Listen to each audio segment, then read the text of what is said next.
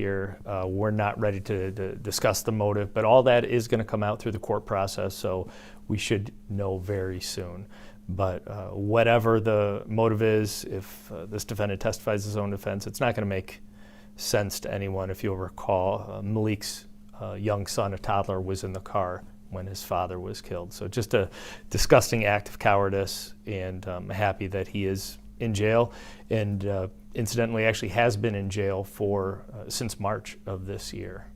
Yeah, that was going to be one of my other questions. We did see, Harmon is familiar to you guys. Yeah, and as I mentioned, this murder is almost a year ago now, and kudos to the detectives. They're very professional, very effective, but also very tenacious.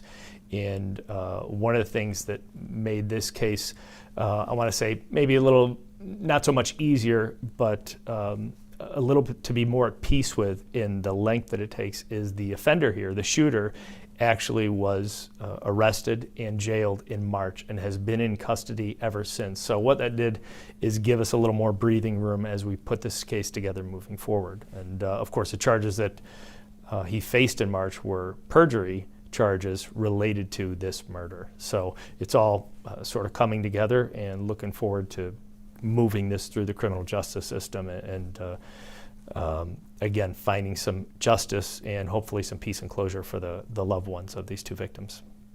And I know this is probably another question that you may not be able to answer at this time, but the gun that was used in this double homicide, was it stolen or was it registered to Harmon? You know what? I don't have. I can't answer that. But what I do want to point out, with the conclusion of this case, it was a lot of moving parts, as most murder investigations are. But this particularly required a lot of cooperation from the community. And the murder weapon in this case was actually recovered a significant distance, not only from the murder, but also from the boy that was found a mile or so away.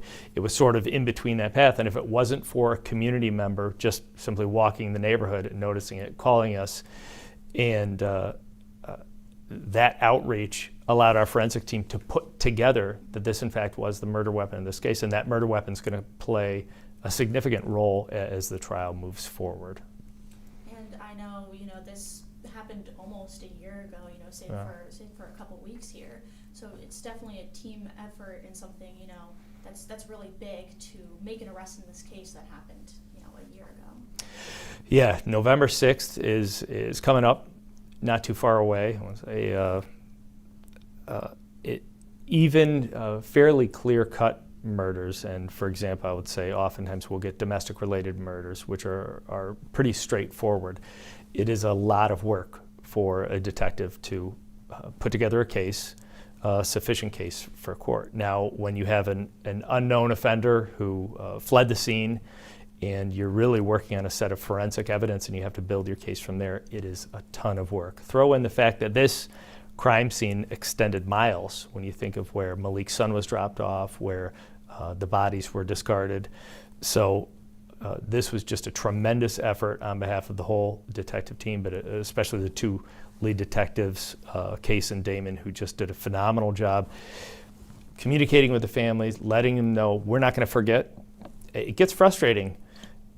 I hope I never have to go through it, but I have had friends that were victims of violent crime and loved ones, and you want that justice for them, and it's easy to get impatient.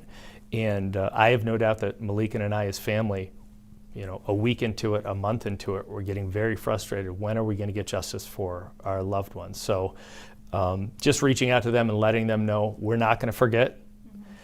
I don't even like to say the word cold cases, because when there's work to be done, we're going to keep doing it. We're not going to forget this. The memory of these two individuals is important to us, and we're going to let the family know that they're important to us. And in this case, a little over 11 months, but we got the job done. And I think there's other unsolved murders since I've been here, and we're going to keep on working on those as well.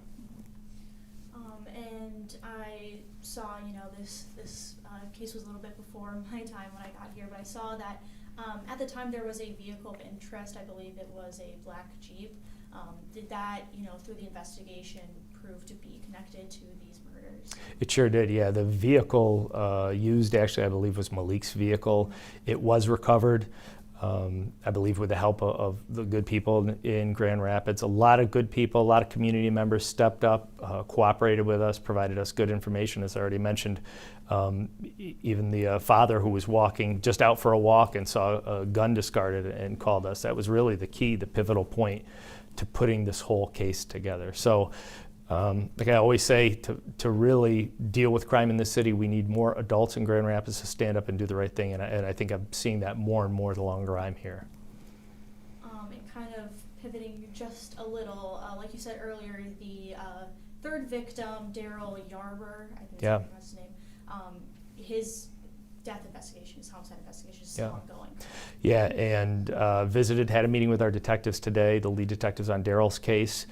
As I said, November 6th, it is very unusual that murders would happen so close to each other geographically and in time and not be related. So we have approached Daryl's murder investigation with a very open mind, and we're making very good progress with it. We're staying in contact with the family, letting them know we're not going to forget about Daryl, and I'm optimistic that we'll get closure on Daryl's case very soon. So there is still a chance that the three of these.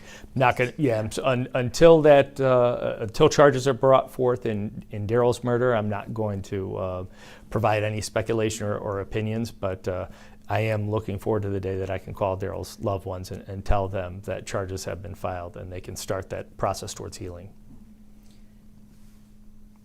I'm going to open up the floor. Anything you would like to say while I have you here? I have one more ending question. Yeah, well, I'll just say, and I kind of touched on it already, I know you're somewhat new to the community. I've been here a little over 2.5 years now, and one thing I've seen that really makes me optimistic, especially being a part of this community myself, my family lives here, is how many good people there are in Grand Rapids that see something like this, the most violent day since I've been here, 3 individuals murdered in one day, and so many people from that crime scene that driving down and talking to individuals in that neighborhood, there was just, you could tell the city was not going to put up with it. We were not going to be known as the city that thinks that this is just, that this is okay, that this is something we can tolerate, that this will ever be normal.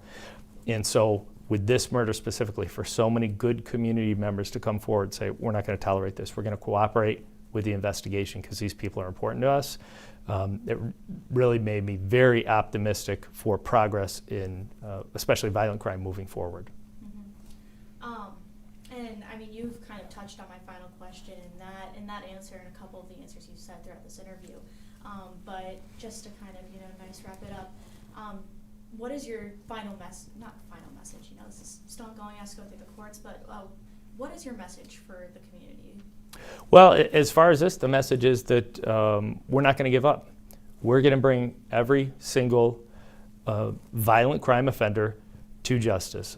Grand Rapids is not the city that's going to tolerate violent crime, and the Grand Rapids Police Department is not the police department that is not going to be tenacious, professional, excellent in our work product. We are going to follow this through. So really my message would be to criminals, find another place, because we will find you, we will solve these cases, we will put you in prison. All right, thank you. Thank you.